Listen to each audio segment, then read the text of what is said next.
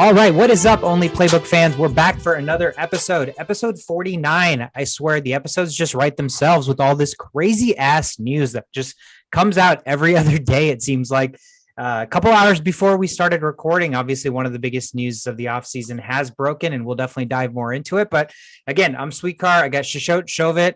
It's been a little bit longer than anticipated, guys. What's going on? How are you guys feeling about all this crazy ass NFL news? It's amazing. March is known for madness, and that's what we're getting. We're getting madness with all these different trades and signings, and I love it. This is a fun offseason. My bracket broke on the first game, so Iowa not winning millions of dollars today. Surprisingly, my bracket was perfect up until I think one of the most recent games. But I had to join some sort of charity league for work, and I just did 10 entries, and I didn't even actually pick any of them. So ESPN now has options where you can randomize them based on seeding, based on like formulaically. So I just clicked a bunch of random shit and made a bracket, and one of them was perfect. Like one of them had Richmond. Like it was wild. It was until wild. Iowa probably lost. No, I had Iowa beating Richmond. So yeah, that is freaking weird. But I didn't even know that was a team. There's a team called the Richmond Spiders. Yeah. Like whose mascots are spiders? It's crazy. That's college basketball though. Yeah, exactly. But again, so much to unpack here. Again, the offseason is moving so freaking quickly. Players are changing scenes, and some teams aren't really doing much. So I guess they're just going to run it back and take the same team and hope for different results. But if you enjoy any of our content so far this year, like, subscribe, tell your friends. We're everywhere. If you're watching on YouTube. We're on all of the podcast platforms: Apple, Google, Spotify, Anchor, and then social media, Instagram, Twitter, and TikTok at The Only Playbook. Again, appreciate all the support thus far. Guys, so much to dive into. Let's start with the breaking news. I think the top storyline is going to have to be the fact that the Packers, after signing Aaron Rodgers to a massive extension, decide that instead of loading up the team with more weapons, they're going to go ahead and trade away their all-pro receiver, the best receiver in the league. Davante Adams is officially on the move. He's been traded to the Las Vegas Raiders, where he's going to be paired up with his college teammate, Derek Carr.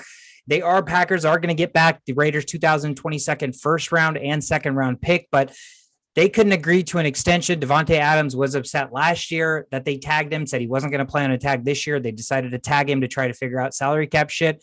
And Adams made it clear that even though the Packers apparently had the money to match the offer, Adams no longer wanted to play there. So now he gets his wish.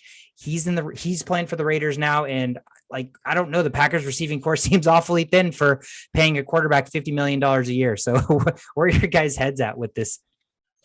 Yeah, the disrespect that Davante Adams got is ridiculous. I think, Shisho, you talked about it. Aaron Rodgers got paid so much money, but how are you going to, divide all the money and salary for the rest of the players? Mm-hmm. And that's exactly what happened. Davante Adams didn't get his share, and he said, peace. And now he's out and moving on to his buddy from Fresno State and Derek Carr.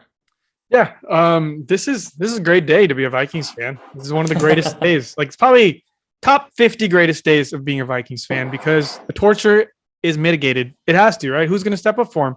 Is Equanimous, St. Brown going to do something? Unlikely, but you never know. He's had some time to practice with Aaron Rodgers. But then again, they do have one of the greatest quarterbacks, if not the greatest quarterback of all time, right? So we will see. We will finally see if Aaron Rodgers and this Davante Adams thing was one of the greatest things of all time, or can he just pick another wide receiver and be like, I choose you, blah, blah, blah. So it's going to be interesting to see. Yeah, I think I don't know. I know there's obviously probably more that goes on to this behind the scenes, but if you're going to sign up for Aaron Rodgers for another 3-4 years, especially at the age that he's currently at with the amount of money that he's demanded, I don't understand if they're in a win now mode to go ahead and trade your best player. That doesn't make sense to me. At best case scenario, they draft a receiver, or they signed a bunch of, scrub receivers that maybe are washed up, like Julio, Landry, OBJ. Those guys are all floating around. So if this was 2016, I bet the Packers would be salivating at all these possibilities. But right now, it seems like it's just going to be a clusterfuck of either really young, unproven receivers or a bunch of veteran guys that they're just going to try to bring in. And Randall Cobb, I think, restructured, so he's going to stay. But they have Lazard. I think MVS is a free agent. So again, there's a lot of question marks there now. I know Aaron Rodgers is so good that he typically doesn't need great receivers to throw to, but he'd been like, I think the storyline in Green Bay had been the fact that he'd been there for so long and they never once got a first round receiver for him. And so instead of getting a second receiver to pair with the best receiver in the league, they've now said, no, we're going to go ahead and ship the best receiver in the league away. So it doesn't really make sense, but at the same time, like you said, just showed it helps us as Vikings fans because it means that the Vikings can just do not as much and they can just let other teams around them get worse. So if that's the strategy, then so far that's worked to perfection. So we'll take it. Yeah, if we're not going to do things, let's hope other teams do less or get shittier. And so that again, it ended up working out. We'll see. That's a huge landscape change. We'll dive into it. But the AFC West all of a sudden looks like the juggernaut of the NFL, that every team in that division seems to be trying to one up the other team after all these moves have been transpiring. But other notable trades that have come about since the last time we recorded, guys, the Bears are trading away Khalil Mack. Khalil Mack goes to the Chargers, who are also in the AFC West. They get a 2022 second round pick and a 2023 sixth round pick. So what I'm gathering this offseason a lot is the free agents that have been getting paid are making a lot of money based on where we feel like they're valued at. And all of these established, really, really great players, whether they're Pro Bowlers, all pro, starters, if you will, their value in terms of the trade market is so crazy. Like, why would you keep a fifth round pick in the NFL draft when you know that could be pretty much nobody, when you can go ahead and trade a fifth round pick for Khalil Mack, who's an immediate impact player, right? So the market as a whole in the NFL right now seems super wonky, where trade value from a draft pick perspective versus a trade value from like established players is not really making sense. So you see guys like Christian Kirk making $20 million a year from free agency, and then you see guys like Khalil Mack getting traded for fifth round picks. So again, I'm not necessarily understanding the market. I think it's benefiting some teams while hindering some other teams, but that's huge for the Chargers with Khalil Mack now, who's going to be opposite Joey Bosa. Any thoughts there with the team that's been atrocious on the defensive side of the ball? Yeah, no, they definitely needed help, and they'll get it from Khalil Mack. Maybe the concern is he's 31 years old, so how many more years does he have? How many years can he produce for the Chargers? But Von Miller kind of proved that wrong, so Khalil Mack will probably prove that wrong in Los Angeles as well. So I think that's a solid trade for the Chargers, and kudos for them to try to help what was terrible last year in their defense. Yeah. And don't forget, they just got J.C. Jackson, right? So this is like a poor man's version of the LA Rams. They're like, they look at their older brothers and they're like, shit, that's what it takes to win a Super Bowl. Let's try to do that as best as we can. And they're trying it. I'm sure it's going to be, everybody's following this win now mode. Recency bias takes over the world by storm when, you start seeing championship rings being given out. So teams are in win now mode, and some teams are in like, I don't know what the hell I'm doing mode. And LA Chargers, kudos to them. They have a young coach who's doing, outlandish things, but he's believing in what they're doing. And they just needed some help on defense. And now all of a sudden, I can make a case that Chiefs could be the weakest team in that division at this point, So this is insane. I've never seen a division be this stacked, like all across with stars, like, top one players all across the board. So this is going to be an interesting season. Yeah, the good thing is that AFC West division is going to be one of the divisions that we dive into this episode as well. So quick touching on a couple of other notable trades. Indianapolis did trade away Carson Wentz. We talked about that. He was going to find a new home. The Commanders jumped at that gun, although, you can make a case that he's a slight improvement off Taylor Heineke, if that, to be honest with you. More of a proven Taylor Heineke, although their playing styles seem awfully similar.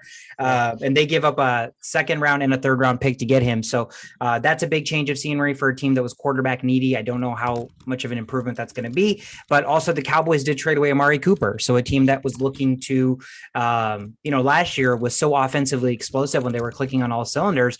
They've now lost one of their formidable receivers, who's now gone over to the Browns, who needed a receiving help, but they also lost Jarvis Landry. There's uncertainty around the quarterback position there with Cleveland. So I don't know if Amari Cooper just went to another team only to not necessarily have to produce, but still get paid. But interesting changes there in the NFL. It seems like trades are being made. I don't know. Do you guys have any thoughts on the Carson Wentz or the Amari Cooper stuff? Amari Cooper didn't make, much sense early in the week, but now that this Baker Mayfield crap is coming out, how he's pretty much gone, it'd be interesting, player like even Matt Ryan going to the Browns somehow, I wouldn't do that if I was him, but Just any non-Baker Mayfield quarterback could maybe resurrect some things there. So, and God bless Baker Mayfield. He's he's got the right attitude. He was just injured all year long, and he should have just taken the year off, but he tried to play through it, and this is the outcome. People see your weaknesses that get exposed when you're injured. So, I feel bad for him. Hopefully he can get into a system and kind of fix things.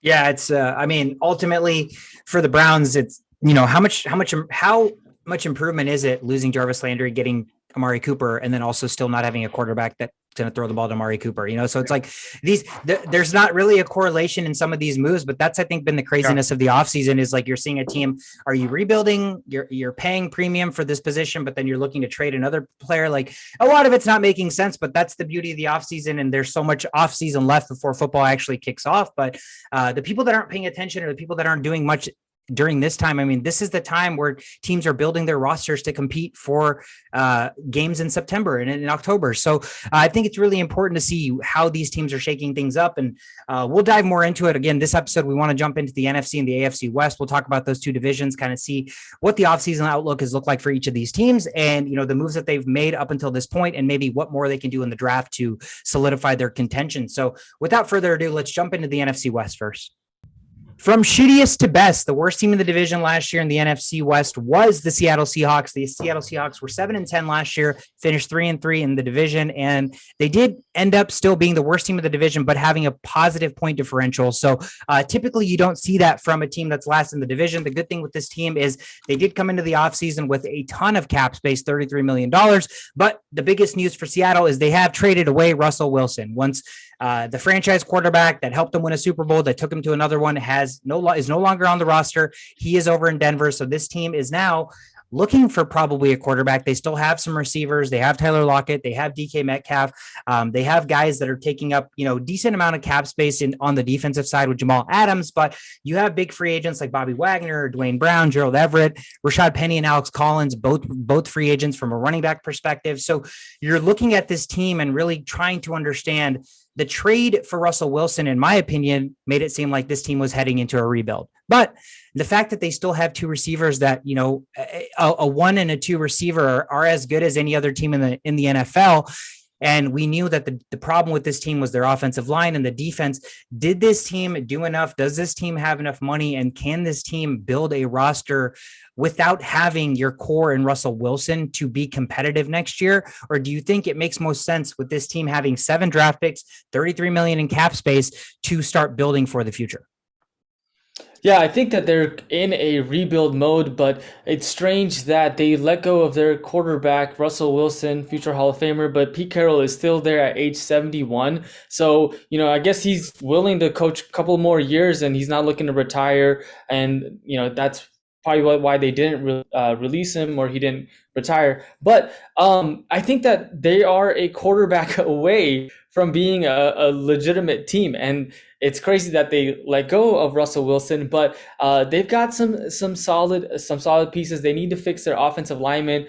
You talked about Dwayne Brown, but they're looking to get Trent Brown, who is an offensive lineman, the biggest lineman in the NFL at 6'8", 380 pounds. He's got some issues being healthy, but if he's healthy, he's good. So they can get, they can solidify the left tackle role. They're re-signing Quandre Diggs, who had the most interceptions last year, back-to-back Pro Bowl guys. So on their defense, and then they got Noah Fant for their tight end, right? So I think they're figuring out what they're going to do with Everett. Disley did get signed. And then in terms of their running back situation, Rashad Penny or Alex Collins, I think they should keep Rashad Penny, let go of Alex Collins. But to be seen in terms of that in that field. But going back to the biggest thing is the quarterback position, and the biggest news that I've seen from the Seattle Seahawks is that Tyler Lockett actually worked out with Colin Kaepernick 2 days ago. So. And he had a lot of good things to say about Colin Kaepernick, like saying Colin Kaepernick still has it. This is just a workout video, right? Yes. So maybe he's that savior that can come in and make Seahawks legitimate in that division. God, what is this? A Disney movie? I'm not believing in this hype. He's gone. He's a done deal. Thank you for his service, Colin Kaepernick. It was fun watching you. But I don't know if they're a quarterback away, dude. This team was struggling hardcore even with Russell Wilson back. I know his finger was a little issue, and they have some studs on offense. But like you mentioned, it's easy to just say, the offensive line needs some help. But like we've seen over and over, like you can't have a good team with a bad offensive line. It's just not possible. You're going to get killed. And then their defense. Where was their defense all year long last year? That defense was crap, and now they just lost Bobby Wagner, which was like the reason they were. That core lasted even after the Legion of Boom left, was just Bobby Wagner hanging on by a thread.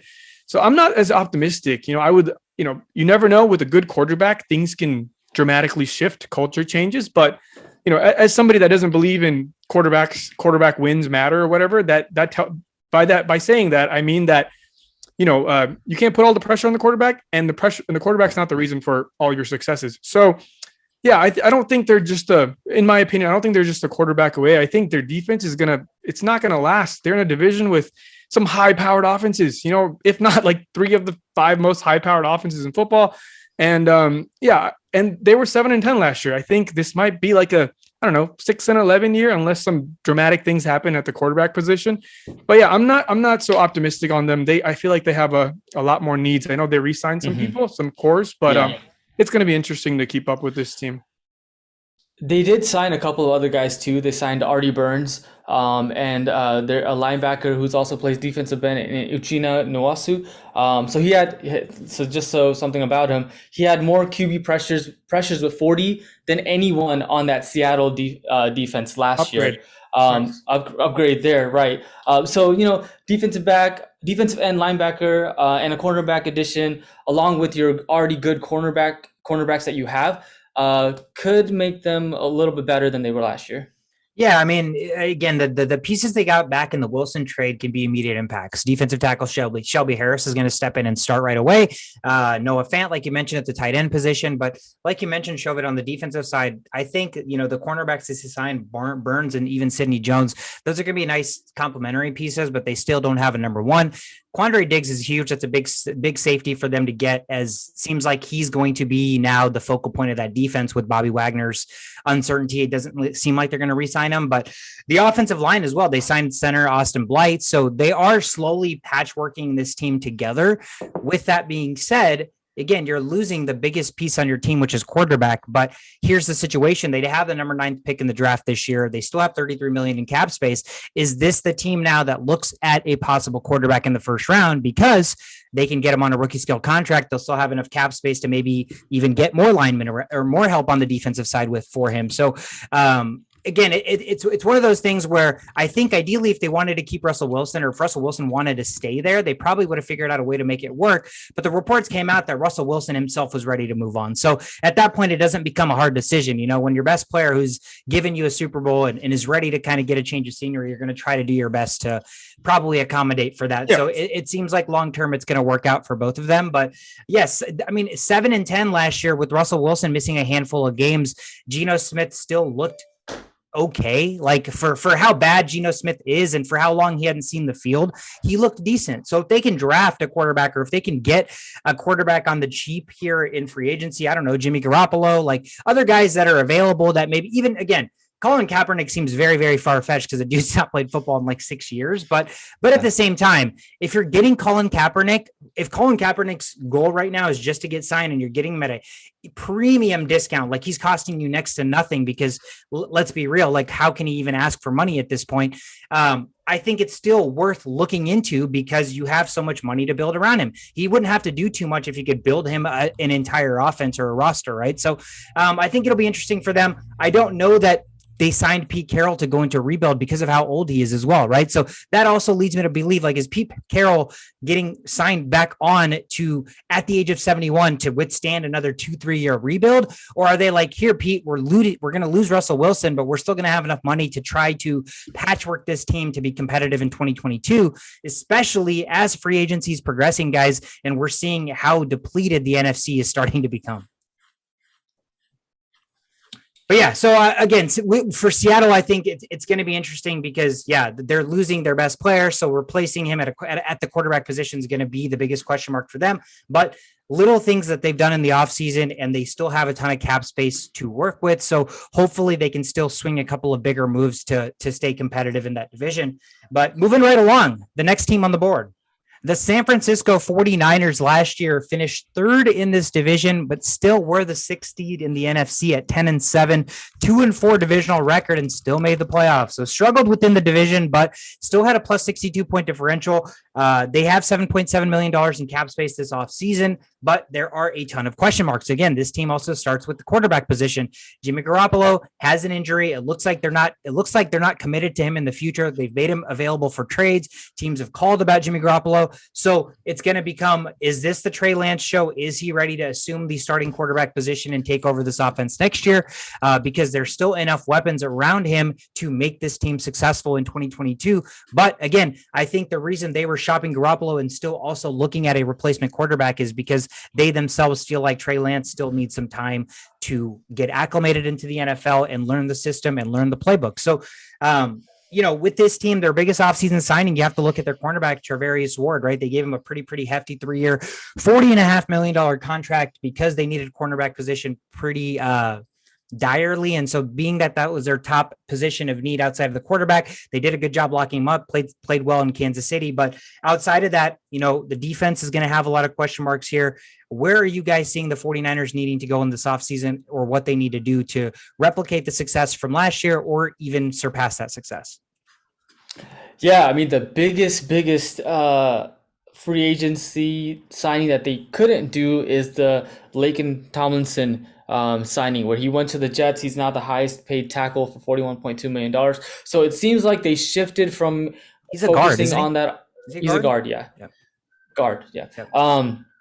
So instead of paying him, they thought, we're going to go ahead and sign Charvarius Ward and focus on our defense and cornerback position. So it looks like they just kind of shifted their philosophy there, which I find interesting because they are stout running team. So I would assume that they would want to keep that, same core of offensive linemen, help Debo and their running back, Elijah Mitchell, right? But yeah, they decided to go the cornerback route, and now so it's going to be interesting to see what happens there. They also lost DJ Jones. He's heading to Denver for a 2020 first round pick. So it almost seems like they're losing more than they're getting. We're not sure about their cornerback situation as well. Is Jason Verrett coming back or not? And is Quan Williams going to come back or not? So they've got a lot of question marks on their team. And so I'm almost worried for the 49ers. I'm not sure if they can repeat the kind of season that they had last year, just because we haven't seen that great of a free agency period for them this, as per date. Yeah, I mean, I'm a little worried for the 49ers defense. I don't think I've ever said that in my whole life, because they're always so good on defense. But they had their core pieces still. Nick Bosa's still going there strong, and we still got Fred Warner in the middle.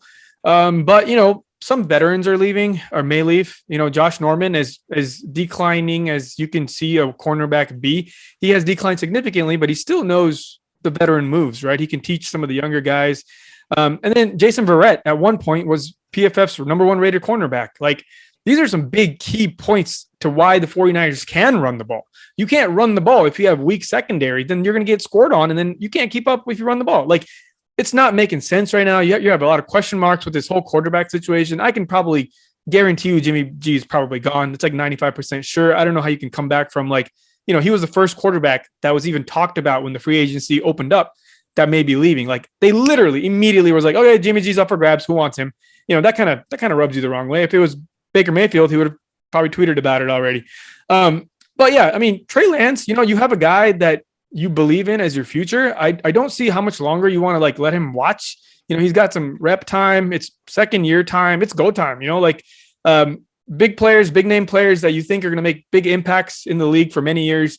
They're not ones to, sit around for too long. They want to play. So I assume Trey Lance has voiced his opinion to his coach, like, coach, I'm ready, or I'm going to be ready by the time season starts. So, it would make sense to make Trey Lance the guy there and immediately get rid of Jimmy G. I think it's just a matter of time.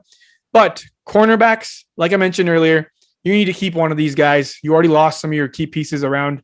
And like you said, seem like they're getting a little bit worse than last year. So it's key. At least hold on to Verrett however you can.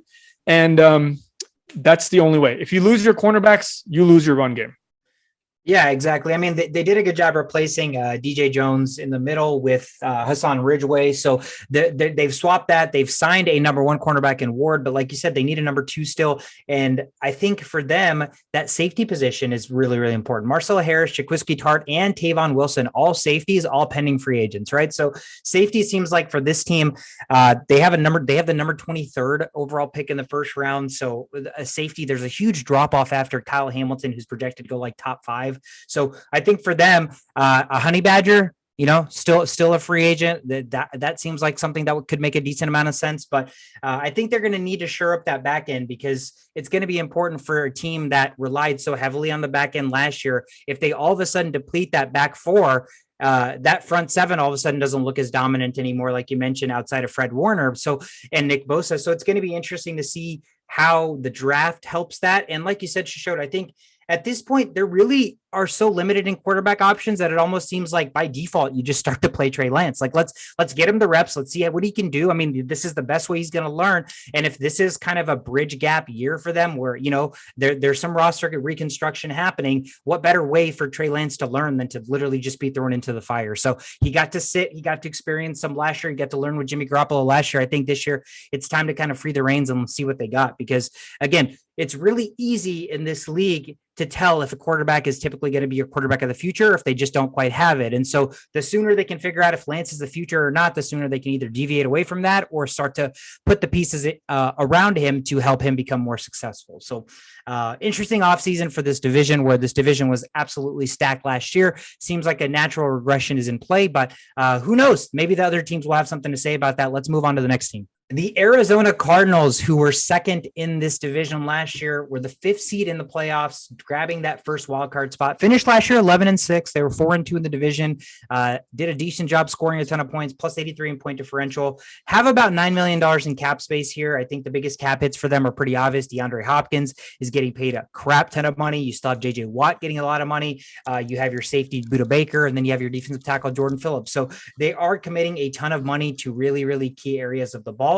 And outside of that, they did have a ton of departures. Jordan Hicks left and signed with the Vikings. Chandler Jones left and signed with the Raiders. You have AJ Green, who's a free agent. Christian Kirk got paid, absolutely paid. And Chase Edmonds also left. And Chase Edmonds, where did he sign? The Bills? Was it the Bills? No, the Dolphins. Or no, Dolphins. Yeah, Dolphins. So a lot of big names for the Cardinals have left.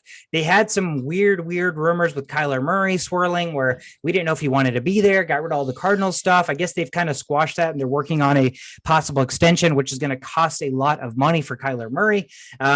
But they have 11 draft picks this year. So they have a really, really good opportunity to start to plug these veterans, the Hicks, the Jones, the Kirks, the Edmonds holes with players in the draft. They're going to have to get younger soon, but they did end up bringing back James Conner. They brought back Zach Ertz and Max Williams. And of note, former first-round draft pick from the Vikings, who got into a lot of trouble and since has been deemed eligible to play in the NFL and kind of got dropped of all of his, I believe, his cases or whatever lawsuit that he was going through. Jeff Gladney has signed a 2-year deal with them. So I think that's shout out to Pravash. Yeah, shout out to Pravash. That's a very low risk, high reward upside. I mean, former first round pick, didn't get to sniff the field. If the offseason crap is put to bed, I mean, there's a reason he was a former first round talent. So that could end up being a really, really big pickup for them. But from an overall roster construction standpoint, guys, where do the Cardinals need to go in the draft, and where are you guys seeing this team heading into 2022? Yeah, so I mean, it looks like they went with Connor and not Edmonds, which I'm not sure how I feel about that. I think that Connor's a good red zone guy, but Edmonds was kind of the guy like first down, second down. So that's got to hurt them in the long term. I think I don't know if Connor can be that every down back for them, so they definitely need another running back to kind of complement his role. And then losing their receiver, Christian Kirk. You got DeAndre Hopkins and then AJ Green, who shows up one game, doesn't show up another game. He's not the same guy that he was when he played for the Bengals. So on the offense side, I think that not having those receivers and then be on their full potential, and then losing Chase Edmonds is a big hit on them. And then so the last thing I'll say is this Kyler Murray situation. I don't know if I am a believer of Kyler Murray just quite yet. I think he's injury prone. I think that ever since he got injured back in, I think like middle of the season, week 6 or 7, I don't remember it right now, but ankle injury.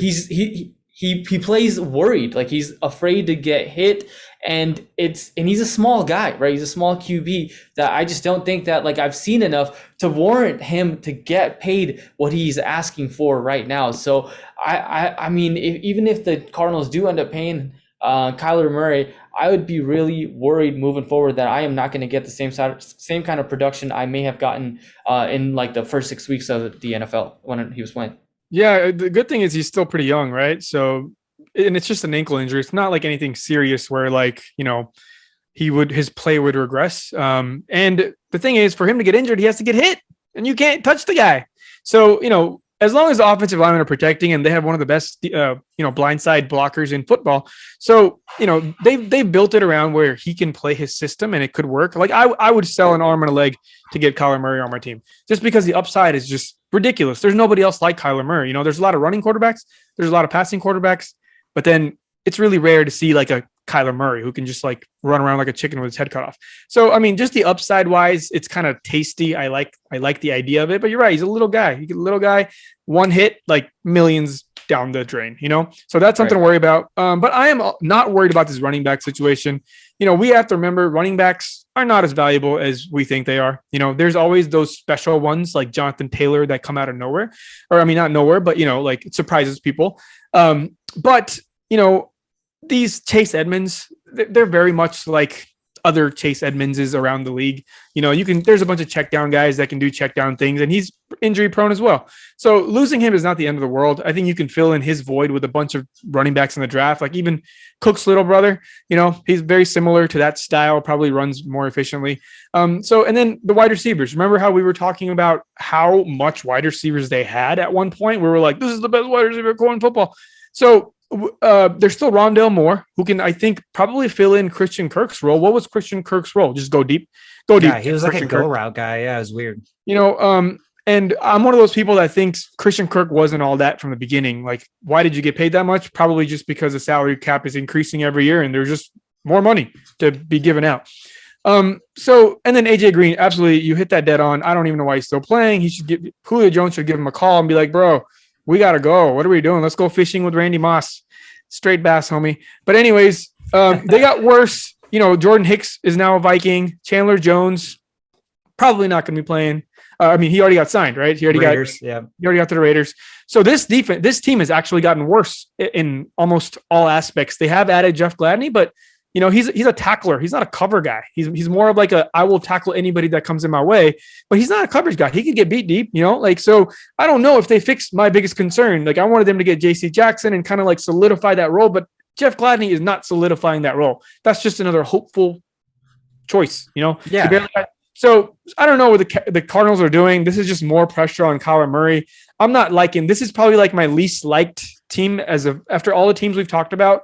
This team is questioning me the most. They're not doing much, and they're holding on to J.J. Watt's cap hit. And DeAndre Hopkins got $25 million. He's going to play like 5 games this year. So like, it's just questionable what route they're taking and how much they're believing in Kyler Murray to do everything. So I'm a little worried. Yeah, I think and obviously internally there's been rumblings that reports came out that Kyler Murray maybe is not mature, like he's still a child, like he's still selfish and things about himself. And again, like you said, he's a kid, right? At the end of the day, he's a kid in the biggest stage of football that you could possibly be in.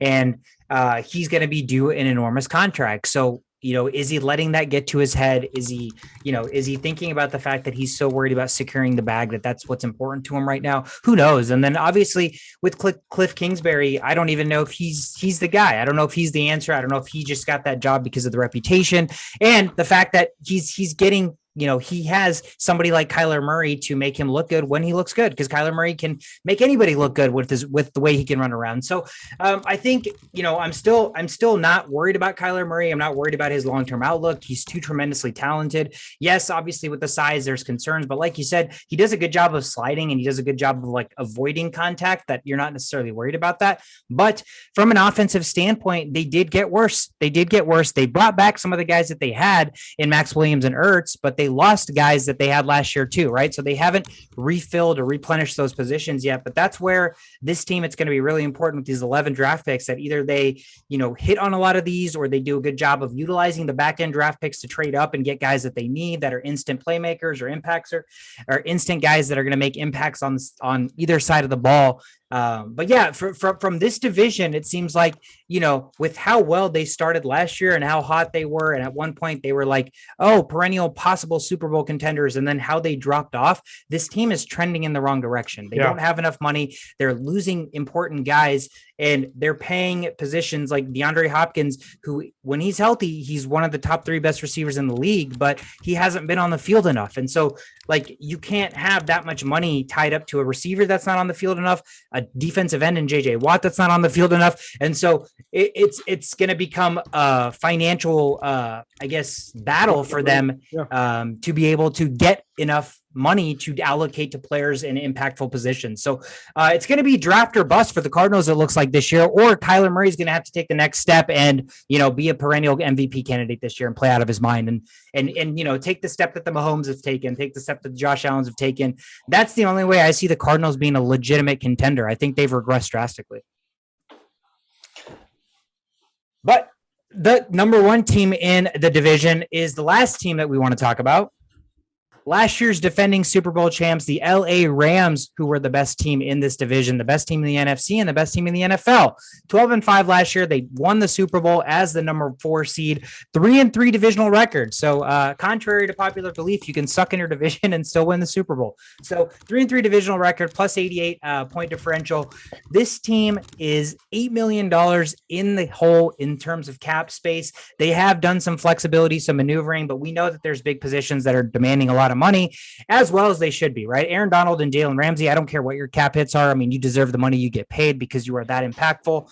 Obviously, the cap hit for Matthew Stafford, Leonard Floyd, Cooper Kupp, Andrew Whitworth's $17 million cap hit no longer on the books because he has officially retired. So riding off in the sunset with a Super Bowl win against your former team, like we talked about. And then obviously Robert Woods still there with the ACL injury with $15 million.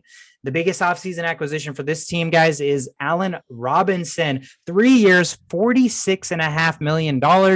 I mean, it's freaking scary because a team that literally just had Cooper Kupp for majority of their season, and he still almost had 2,000 yards receiving, just got a whole heck of a lot better in Allen Robinson. And if they keep Robert Woods, I mean, that's got to be the best receiving trio in the NFL. Yeah, you scared, bro? Eh. Yeah. No, so that's an awesome pick to get Allen Robinson. I mean, you said Cooper Kupp, Allen Robinson, you got OBJ, you still have Robert Woods. One of those guys, I mean, OBJ is a pending free agent, so he probably won't come back. Yeah. OBJ probably won't come back, but Robert Woods may be a good, like a trade bait kind of guy. So as far as their needs, what they need is, you mentioned that Andrew Whitworth, he's retiring. So they definitely need some help on the offensive lineman. They signed Brian Allen, which is a center back. So, I guess that's something good for them, but they need someone else to protect Matthew Stafford. They lost Von Miller, which is a huge loss to them. They need another outside linebacker. I'm not sure who they'll go out and get in the free agency for that, or maybe they'll look to get this outside linebacker in the draft. And then the other position that they are also losing is Darius Williams in their cornerback position. So you've got Ramsey, but you need a good solid wide receiver, cornerback too. So I think that as far as who they can get, Joe Hayden may be a possibility here. Joe Hayden, could play a good cornerback too, very well for the Rams. And or they trade for Stephon Gilmore. I don't know if like the Stephon Gilmore and Robert Woods trade is possible. Stephon Gilmore and freaking Jalen Ramsey just end the season. Yeah. Where do you throw the ball? Where do you throw the ball? Right. So that would make them a pretty deadly team, a scary team. So, yeah, they should go out and make that move. Yeah, dude. Like if you think about it from like a percentage of space on the field to actually play football when you're dealing with Aaron Donald and Jalen Ramsey, Jalen Ramsey eliminates 25% of the field. And then you have Aaron Donald eliminating another 25 up the middle. So the rest of the team, the other 9 guys, are essentially playing with 50% of the field. You got, 9 people covering 50% of the field. That's an easy job. So, what I'm trying to get at is, yes, they got a Super Bowl. They're not going to have the same team as they did last year because of the cap space and loss of key players, but they can still put up a fight. It's not like it's over. You know what I mean? Like, there's Matthew Stafford's still there. He's going to throw 40 plus touchdowns. Still have Aaron Donald, still have Jalen Ramsey, and the rest is just bonus points. And your bonus points include Cooper Kupp and Robert Woods. So it's like, from an offensive standpoint, nothing's really going to change. Yes, you lost Whitworth, but the thing with good teams is that they make good decisions. This going all out situation was a good decision, and Sean McVay's no sleazeball. He's going to do what he can to probably fill up that role, even during minicamp and practice. They're going to figure it out. They're going to find a way to do their best, and that's the good thing about teams like this, is that they will do things like that. I know losing Von Miller is kind of scary, but he was a little bit older, and it was probably the right decision in the grand scheme of things, because you can't pay him that much and pay Aaron Donald that much and play Jalen Ramsey that much. Then you're literally sacrificing your future. But yeah, they aren't going to be as good as last year, but they can still put up a fight. So I'm excited. And Allen Robinson being added to that group, they're just going to be better than last year as far as catching the ball and throwing the ball. So putting up points is not an issue. It's just a matter of not letting the other team score at this point. And when you don't have that many draft picks, it makes it hard. So I'm excited. I'm excited to see what a team does after winning a Super Bowl to keep fighting, because they have no ammo to fight with.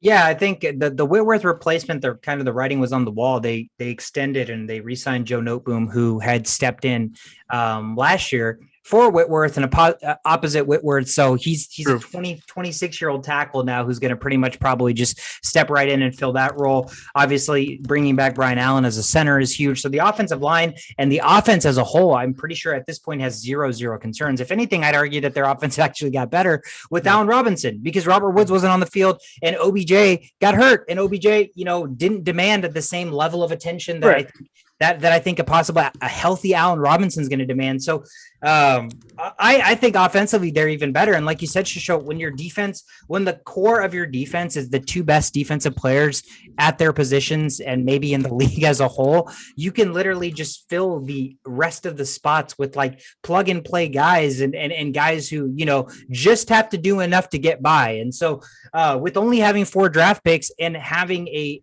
roster and a destination as attractive as LA, you're going to see guys that are, maybe aging, maybe veterans. They still have something left in the tank, but they're going to play at a discount. They want to come here and fill up some of these patchwork holes in the defense and still contend. So realistically, the Rams are in a pretty beneficial situation to have a chance to possibly repeat, right? I don't think there's enough gaping holes in this team from last year that repeating is out of the realm of question. Obviously, again, keeping in mind that the NFC has gotten drastically worse over the course of the offseason so far. And we mentioned the rest of their division's not that hot. We're talking about 49ers getting a little bit worse, talking about the Cardinals losing many players, and we're talking about Seahawks in rebuilding mode possibly. And the Rams got better on offense. So, anything's game. If you win your division, anything's game.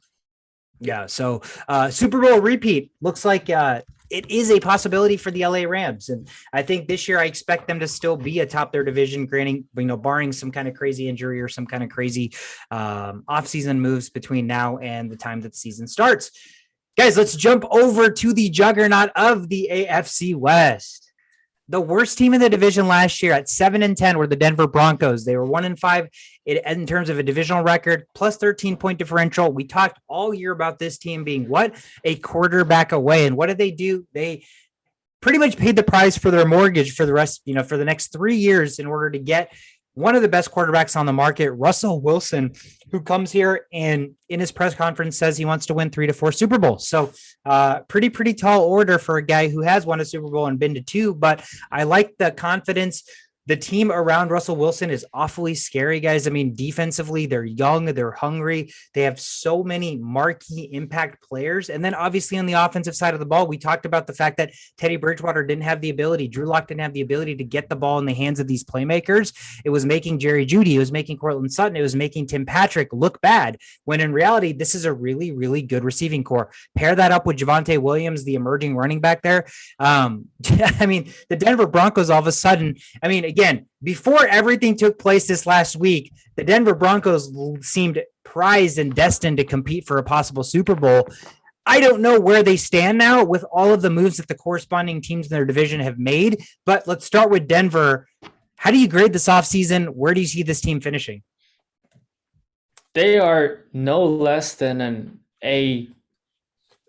Yeah, they're A or A plus. Yeah, definitely. I mean, going out and getting, future Hall of Famer, 9-time Pro Bowl, Russell Wilson is definitely going to make you a contender to go out and win the Super Bowl this year. With all of that talent that you have, you got Javonte Williams, a great running back. You got Jerry Jeudy, you got Cortland Sutton, and then you also have, Albert Okwuegbunam, which is their tight end. That's one of your better names that you said. Yeah, that who might be the sleeper tight end of this year with Russell Wilson as a quarterback. Who knows now that they don't have Noah Fant. And on the defensive side, they could go out and get Randy Gregory, they get DJ Jones, and their defense was already pretty scary last year. They definitely gave Kansas City something something to worry about, I guess, last year. So I'm A plus for the Broncos. They're in the right track to go out and get that Super Bowl.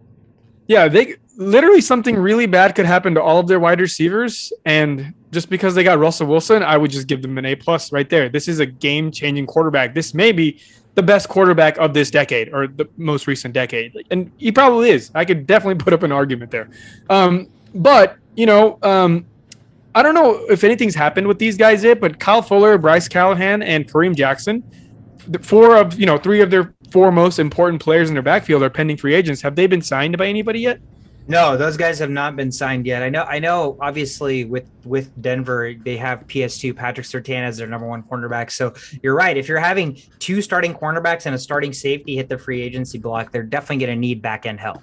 Right, and that was one of their strengths last year. Actually, for many years, that's been one of their strengths. And offensively, I'm sure none of us have any worries. This is like a quarterback's buffet, and I don't mean this in the sense of big names. I mean the variety. Like you have a quick little I run 6-yard drags better than most people in the league, wide receiver, and then you have I'll take it deep wide receiver, and I'll probably catch it over any other cornerback, and then you have a wide receiver that does both of that, right? And he's like a ginormous monster. So it's like you have everything you need to succeed. And I guess Russell Wilson was like, oh, let's win some Super Bowls because he saw what he has now. He doesn't have to worry about DK Metcalf only running 2 routes. He doesn't have to worry about Lockett getting hurt all the time and only running deep.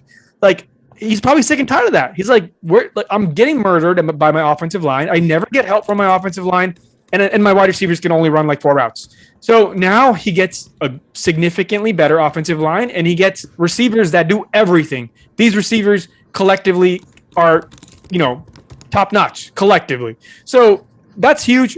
Getting help from your running back's huge. The only concern, like I said earlier, is we need to see some draft picks here in the back end or see some changes because they still have a little bit of cap space.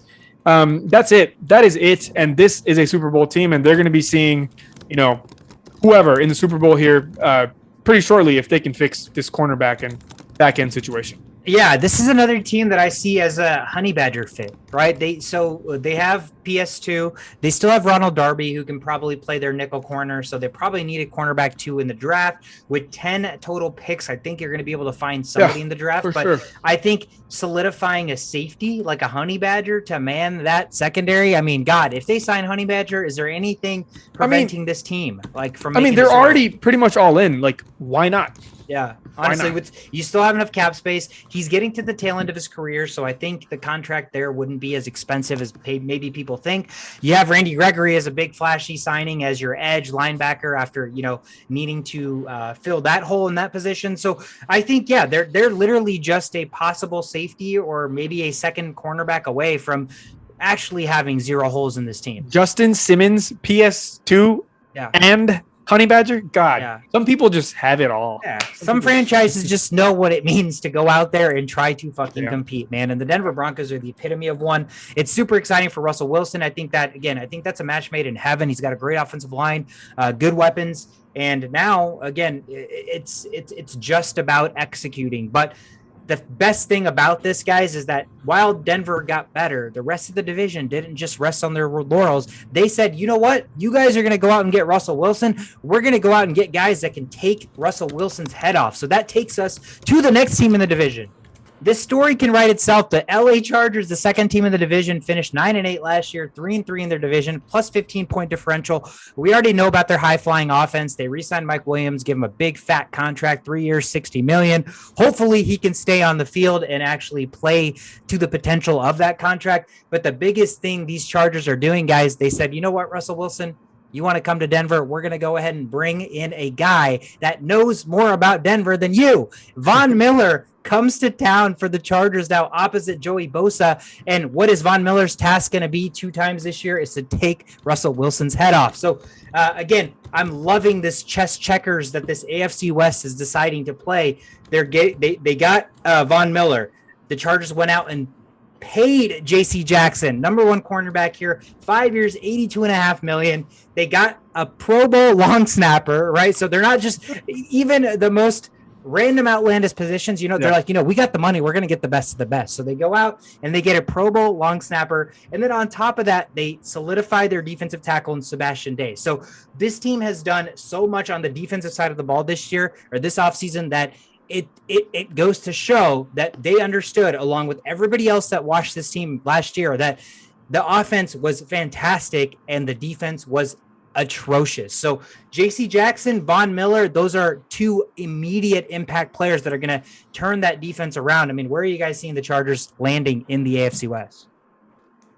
That's a $1 million question. That's very tough to say within a division with the Raiders, the Chiefs, and the Broncos, all who've done amazing this year. But yeah, no, they have had if not maybe we'll say A- just because Russell Wilson gives them that extra boost for the Broncos. But a solid free agency, just because one of the biggest deficiencies last year was their defense. So what do? They go out and get a defensive tackle, they get the edge, and the cornerback that you want.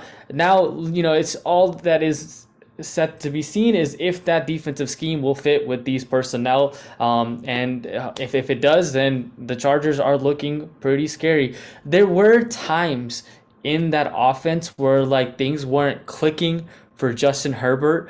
And so I wonder what the solution there is. I wonder if that's just more of again, schemes on the offensive side. Staley needs to just kind of adapt and trust the running game a little bit more. So there were times on the offense that it wasn't as good as we are used to seeing them. So that I don't see them answering any of their questions because they got back Mike Williams because they had the cap and they paid him. But I don't know if that was the answer to solve some of their offensive problems too. So that is something that is probably going to hold them back still. But all in all, as far as addressing your defensive side, well done, Chargers, on the free agency. Yeah, the LA Clippers of the NFL, they got better. They got better overall. They got better. And yes, they did not change much on the offense. That's because it was a very youthful quarterback that hasn't understood the game to his full potential. And I think, watching Joe Burrow, his counterpart, do so well, you don't think he's sitting there putting in extra reps and studying a little bit more, because Herbert's just as good, if not better. And I know he's more talented as far as arm strength goes. He can run faster. It's just the mentality is a little different, but that's fixable if you're willing to fix it. And the Chargers, this is very, very impressive. This is one of the most impressive off seasons I've ever seen, because they didn't just get better. They immediately became a threat to the Chiefs. That's no joke. We've already seen the weaknesses the Chiefs have, and that's not being able to protect Patty Mahomes in the clutchest moments in the game. And now he's going to have to be worrying about freaking all these units just coming at him. And then now they have more coverage weapons out there to blanket people like Tyreek Hill. And it's just, they did what they're supposed to do. And it's my hat. If I was wearing a hat, I'm taking my hat off. I'm giving them an A+ too, because, everybody can eat. just one person doesn't have to be valedictorian. We can have two valedictorians. This is the NFL. So yeah, we're gonna give them an A+ because this is exactly what they needed to do. All that yelling we did all season long. Chargers, your defense sucks. Your defense sucks. Your defense sucks. And they're like, okay, our defense sucks. Let's just find the two best things we can find in free agency or trade for them, and let's just make it happen. And they did it. And now all of a sudden they're competitors, and they still have cap space. Yeah, so just real quick, I made a huge mistake there because how could you not? Because these two players seem very, very interchangeable in my head, but it wasn't Von Miller that they actually traded for. They traded for Khalil Mack. Yeah. I said Von Miller incorrectly. I didn't even hear that. Yeah, I mean exactly because they're so like, oh, it's the same guy, right?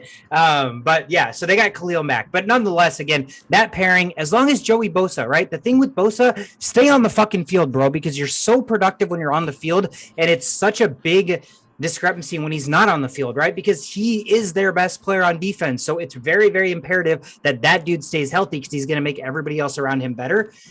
So I think it's going to be really, really important that this team, who still has 6 picks left in the draft, they still have another $21 million in cap space. I know typically when you sign your draft picks, it takes about $8 to $10 million up. So they still have room, guys, to get better. And don't be shocked with that number 17 pick if we think they should attack the defense, even though they've paid so much money on the defense side of the ball. I would not be shocked if they look for another receiver, right? We talked about Justin Herbert, and he is getting to that next step possible where you want to surround that guy with as much talent as you possibly can to help him get better. So yes, you paid Mike Williams, but you still have money. You still have Keenan Allen, but it's not like they wouldn't benefit from another receiver, right? So I think there is a chance that number 17 overall pick could be a possible another receiver for them, add another weapon. Jared Cook's a free agent, so I don't know if they're going to be trying to attack the tight end position at all. Please no, let bygones be bygones. Yeah, honestly, like that team is already getting so youthful and young. Like Cook just doesn't fit that mold anymore. Get rid of Jared Cook and let's get some young tight end that's up and coming that has some possibilities there. But yeah, this team, on paper, they immediately went out and used the money that they had to spend and get the best possible players on the defensive side of the ball. So very, very exciting to see that they are addressing their biggest holes and weaknesses in the offseason because this team was, 1 or 2 plays away from making the playoffs. So I think they got drastically better in an already improving AFC West. But did they get better than these other 2 teams? Who knows? Let's talk about them. The Las Vegas Raiders are probably the story of the day. They finished last year 10-7. They were the number 5 seed in the playoffs, 3-3 divisional record. But contrary to some of these other teams, finishing 10-7 with a minus 65 point differential, right? So clearly there was a huge discrepancy in the games that they won versus the games that they lost. The games that they won, they'd win close. The games that they lost, they would lose badly. And early on, the theme for this team was the fact that their run game was atrocious. Their run blocking was so bad, and Josh Jacobs was averaging like 2 yards a carry. They were overpaying Kenyon Drake, thank you, Kenyon Drake. He restructured his contract, so created some cap flexibility for this team. But you're looking at a team who has $14 million in cap space and who, like we just talked about earlier, went out and got one of the best players in the NFL. They traded for Davante Adams. So a team that we talked about last year and, for some time now was always a number 1 receiver away, right? Henry Ruggs was not the answer. They had nice key pieces in Darren Waller, Hunter Renfrow, but getting a true number 1 in Davante Adams, is this finally going to answer the question of what in the world is missing from the Raiders? Why are they not taking the next step? Why is Derek Carr not taking that next step? Is this it? Is this the missing piece?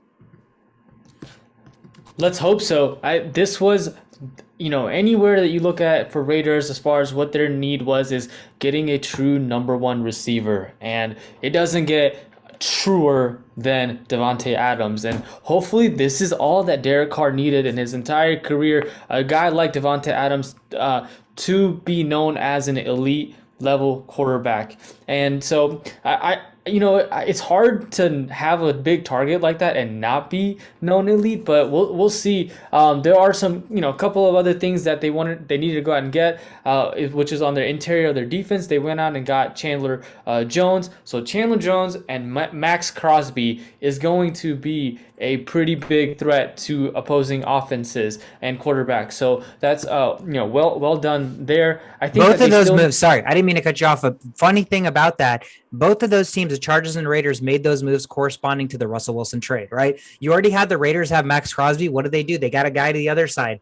And you already had the Chargers have Joey Bosa. What did they do? They got a guy to complement him on the other side. So as soon as the Broncos traded for Russell Wilson, both of these teams got better on the edges. Yeah, and the smart move. You got to find a way to get to the quarterback and cause some turnovers. Speaking of turnovers, they didn't really have much as far as the cornerback position, but looks like they went out and signed a couple of cornerbacks. Anthony Averett is one of the guys that they got, and so I'm wondering if that's enough for them to be successful next year.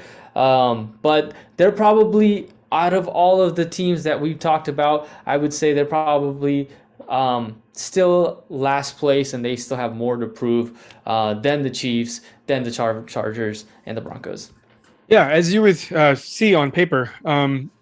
So, as our NFL friend Brady Breeze totally thought this person was fake, Rock Ya-Sin is actually a real name, and the Raiders traded for him from the Colts. He's not top of the line, but looking at how bad their cornerbacks were last year, half of them just end up going to jail for some reason. That solidifies it a little bit better. He's coming from a Colts team, which has been pretty freaking good when it comes to secondaries. That was probably one of their only strengths for a while.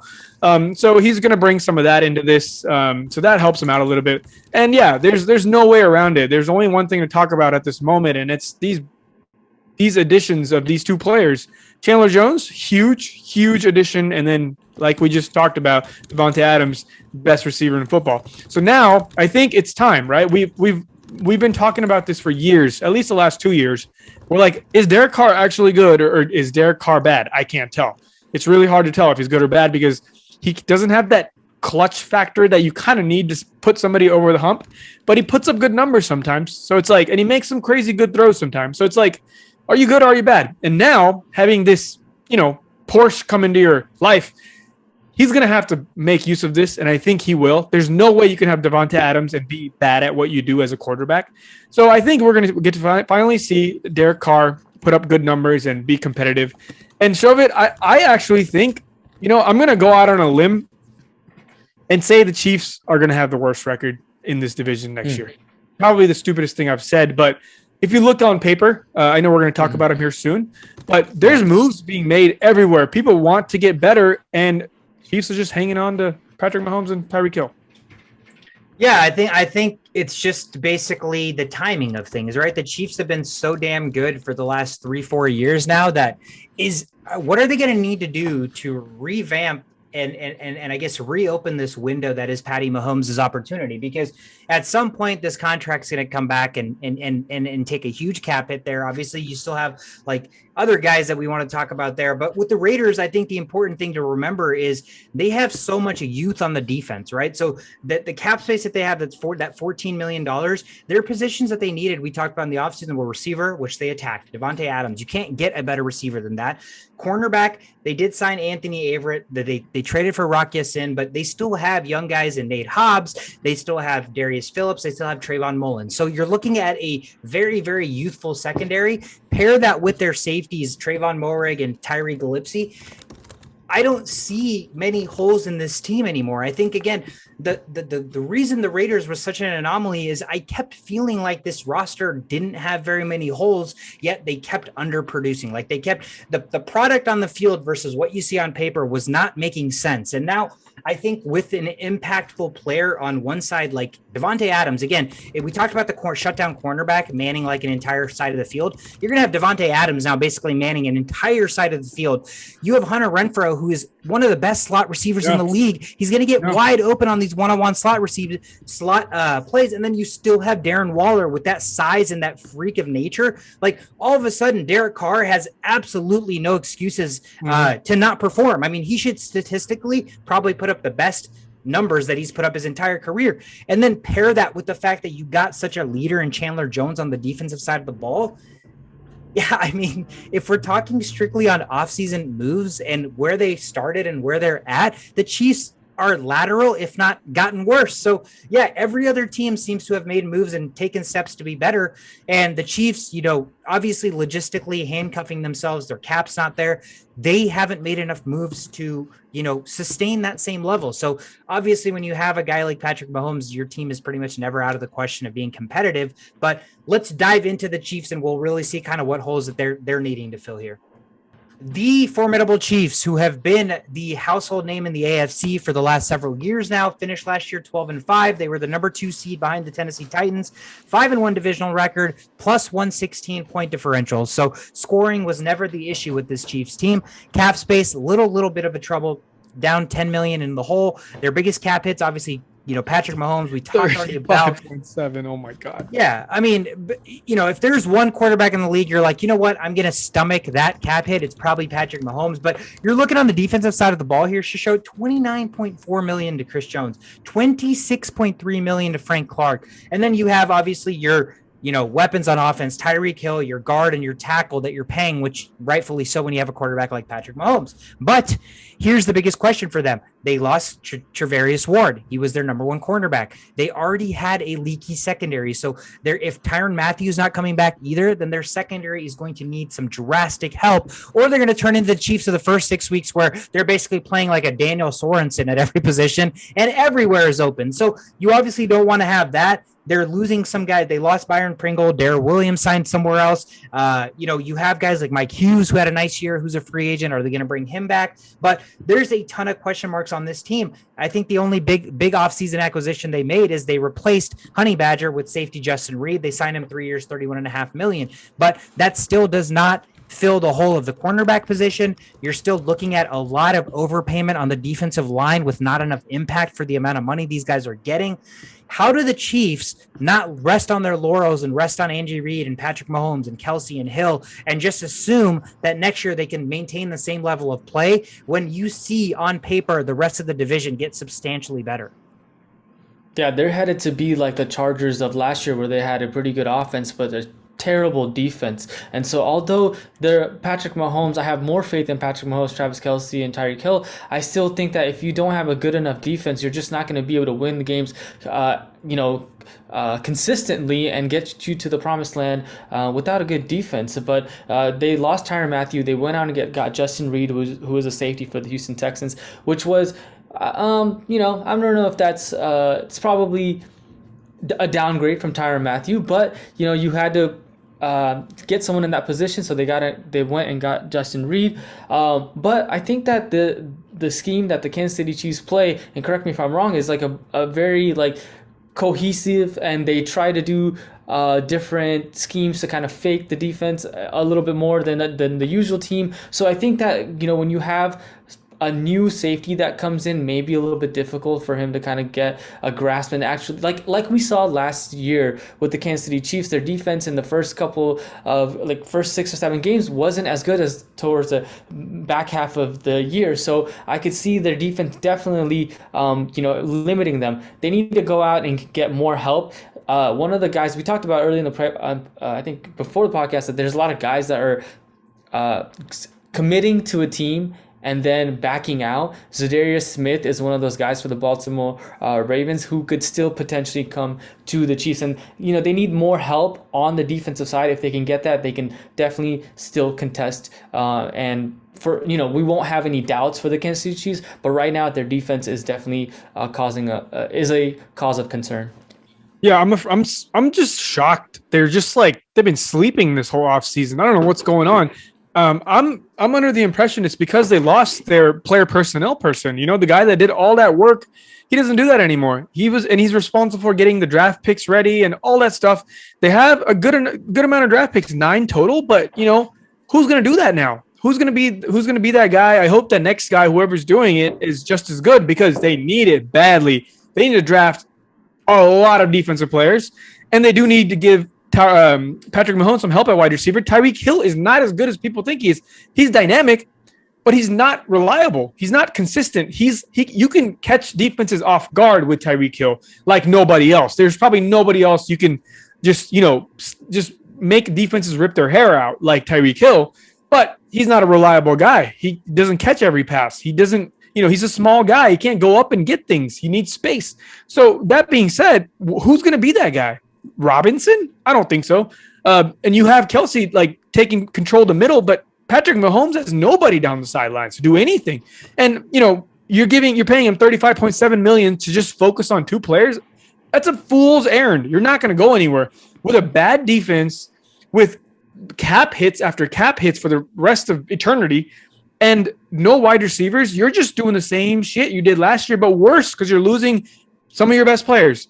And this is really scary. Like that's why I mentioned earlier, I'm like, they could potentially be the worst team in the league because just real quickly, the Raiders, we talked about how they're adding these players, but we forgot to mention that they force the most pressures on non-blitzing plays. And now you add Chandler Jones and just make everything better. Like, dear God, Patrick Mahomes, you're going to have to do something. You're going to have to change up something because you're going to get your head ripped off. This is not going to end well for the Chiefs if they continue to just sleep this whole offseason. Yeah, I think the Chiefs are going to be an interesting spot because they're going to have to get smart and creative with the cap space. Because they're still, like you said, they have 9 draft picks. These draft picks are going to cost money to sign too. So how are they going to shed this $10 million cap hit and get cap, whatever, like they get under the cap. Yeah. And at the end of the day, still have enough to possibly go out and get impactful free agents, right? I'm looking at the Chiefs as a really, really interesting destination for some of these journeyman receivers, like some of these receivers that are on the tail end of their career that, maybe signing to compete for a Super Bowl, but you're looking at maybe like a Julio Jones, maybe even OBJ has something to prove and he wants to go play with an amazing offense. Jarvis Landry would make a lot of sense. Yeah. They need a guy that, when Tyreek Hill is not using, his speed is not, working and they're double teaming Kelsey, they still need another receiver. Josh Gordon is not the answer. He's on the field, but you can't even tell he's on the field. So he's not making much of an impact. And you need a guy that the defenses can demand at least some level of attention that can help take that attention away from Hill or Kelsey. So I love that Mecole isn't even in the conversation here. Mecole Hardman, like that guy. Yeah, he's a Swiss Army knife, right? Like he'll run the ball sometimes, he'll catch some like here and there, but nobody's afraid of Mecole Hardman. You know what I mean? Like he's got top-notch speed and he can make things happen on the return game sometimes. So he's a good Swiss Army knife to have. He's a good asset, but he's no these other players we mentioned that would just change the dynamic of this team because Patrick Mahomes has been living with one wide receiver since he got drafted. He's had no help. It's been Byron Pringle and freaking Demarcus Robinson. Nobody's afraid of either of those guys. Yep. Yeah, absolutely. And now Pringle's gone. Pringle signed elsewhere. I think the Bears maybe. Oh no, I'm so scared.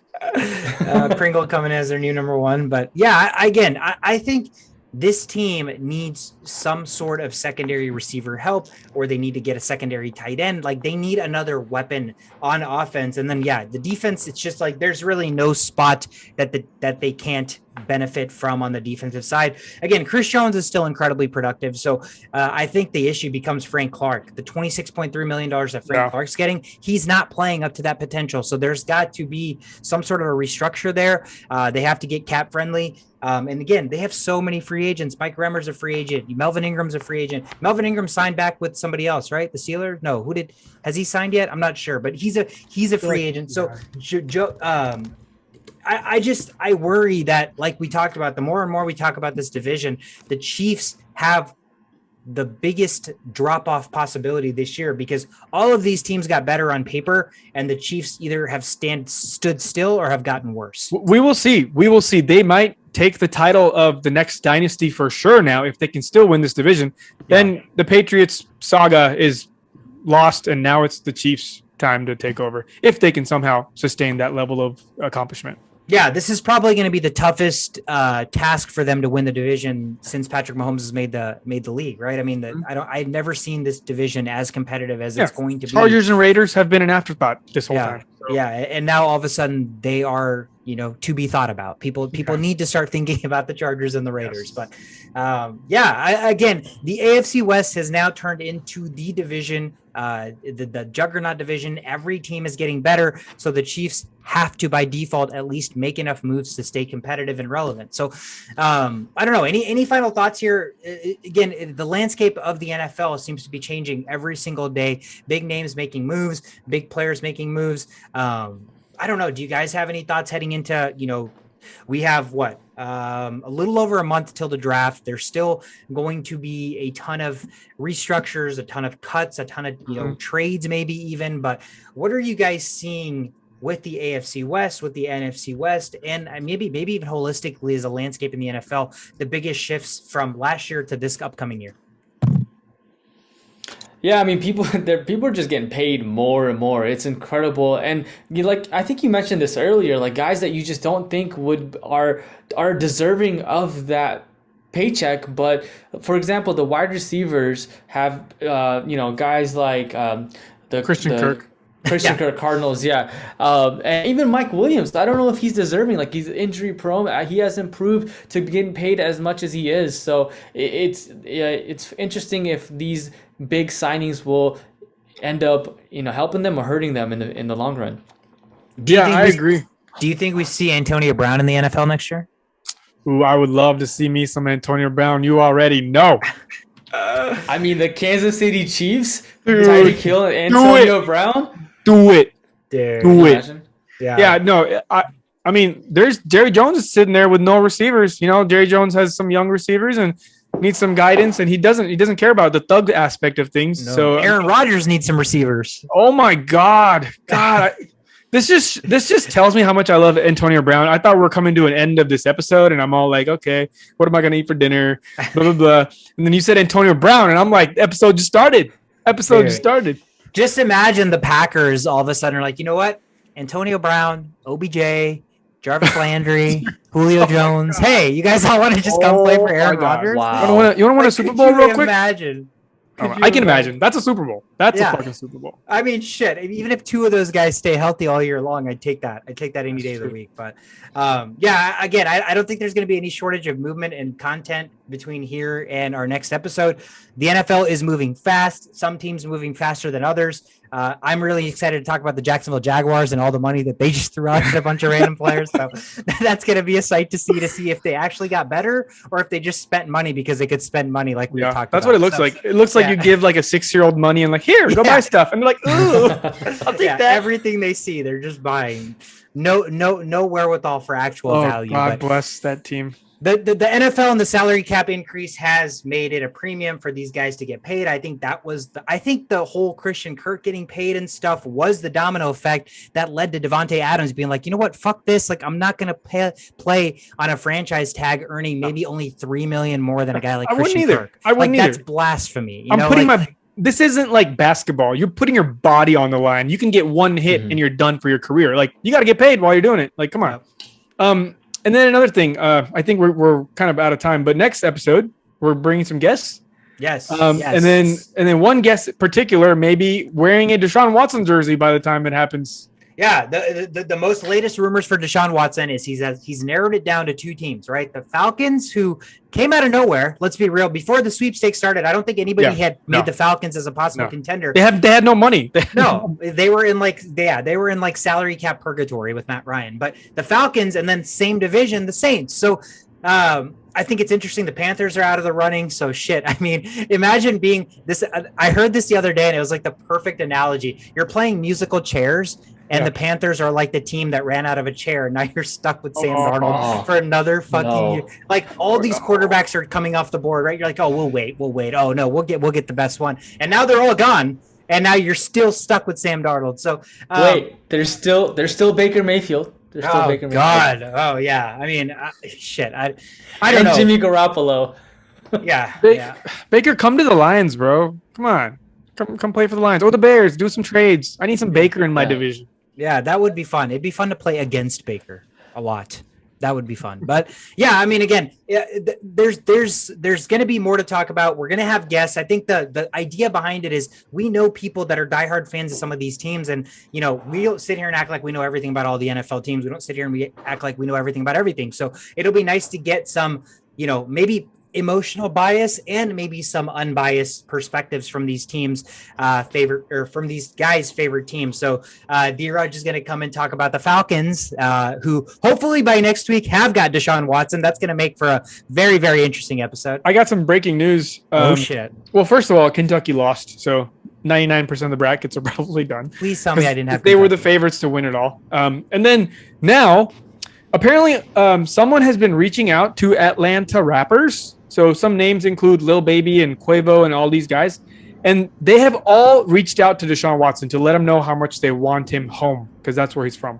So, dude, if rappers are calling me to come, welcome me, even with all my allegations and everything, I don't see why this isn't happening. Wait, hold on. Now you got to be concerned if you're an Atlanta Falcons fan because that means they're just going to, make him go to a fine establishment and just blow his money away and not focus on the Blow playbook. his money away? Where's the blowing the money away part coming from? Like where you throw dollar bills at. Wow. Fine establishment. Welcome to Atlanta where the players play, bro. They play on the field like every day. Nobody's at the strip clubs. I'd be concerned if I was an Atlanta Falcons fan and Quavo's reaching out to Deshaun Watson. Quavo, don't do that. Let him focus on the play. Let him worry about football stuff, man. He's been so distracted for so long now. But so Dheeraj is going to come talk about the Falcons, and then Jordan's going to come talk about the Panthers. So the AFC and NFC South is going to be the next episode on tap. Obviously, like if we know anybody else that are fans of these teams that are coming up, like, if you listen and you're a fan and you want to come talk about your team, let us know. We're more than happy to engage with anybody that has some insight, whether it's homer or non-homer, who cares? But you guys got anything else? No, I think I'm going to be more aware to reach out to people because now that we're bringing guests, there's there's a lot of fans all over the world that we know and have known or whatever. So it's going to get exciting moving forward.